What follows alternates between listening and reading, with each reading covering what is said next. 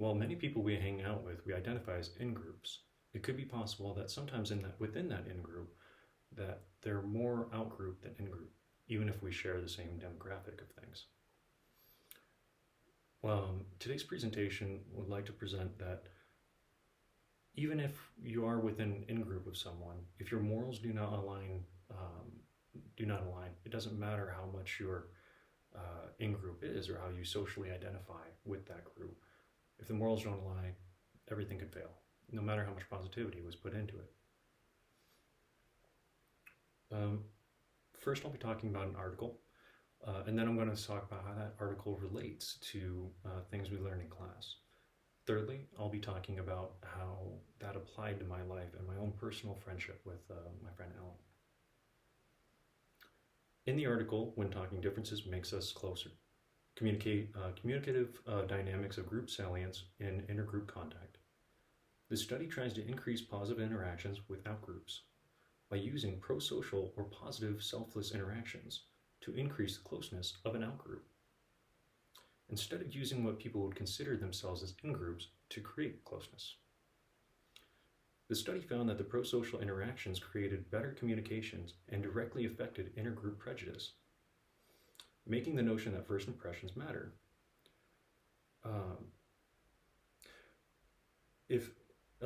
By that it basically means that if someone has a positive pro-social idea, whether it's ethical or just an act of kindness, you tend to want to be more harmonious and close to that person, and it creates relational closeness.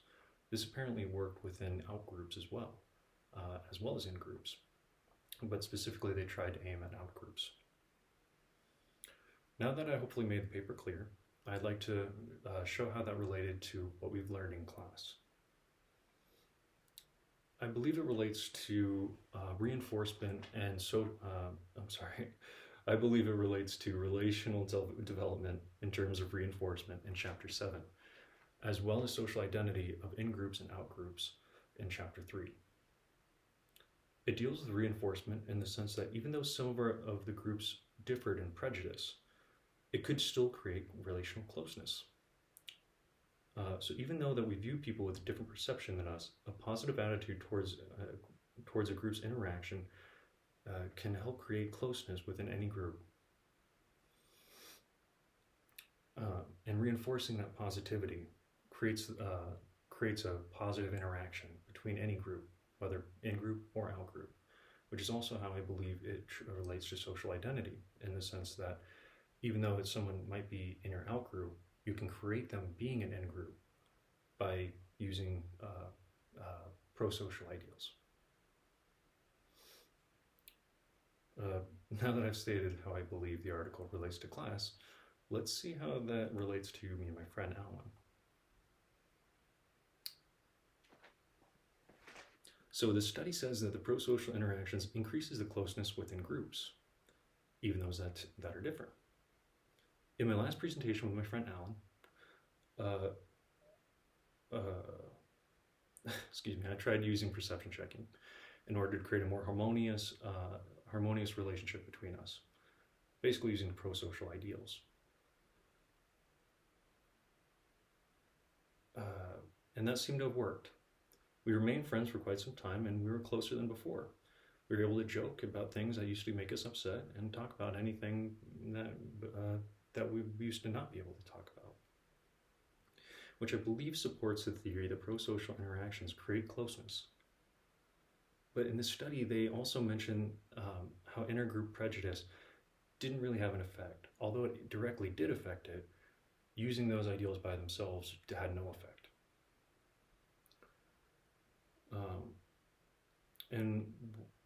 And while the pro-social dynamics helped extend our friendship, it was ultimately the intergroup prejudice that ended it. Mainly, I felt hurt by one group, and he felt they were more correct than I was. This happened more than a few times, and he identified with them being his in-group more than myself. I tried to state how,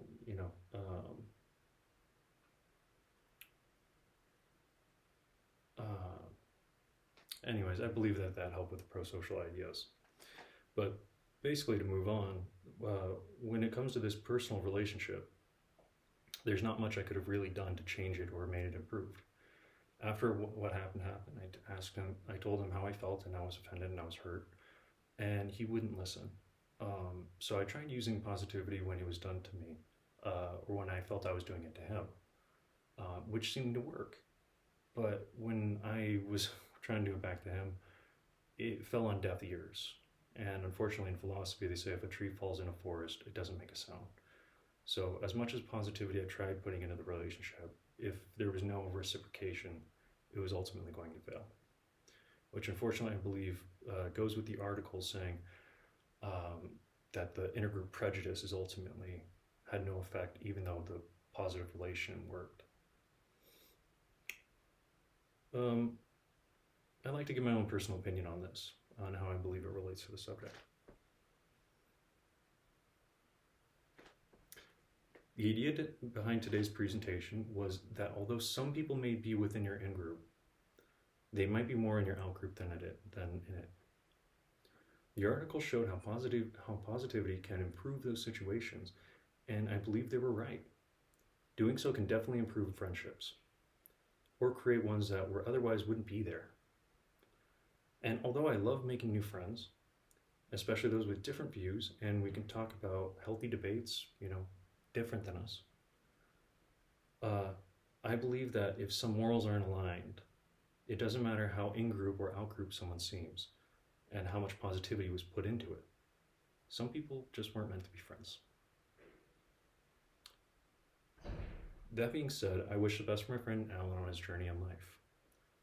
Just maybe farther away from me this time. Anyways, to conclude, I think we should all interact with different people, whether they like us or not. And I believe this study was a great way to show how to have a civil conversation with someone, even if they're not like you. But sometimes you have to know when you're the only one trying to put in the positivity in the friendship, and it's not coming from the other end. And use a poker term, fold them.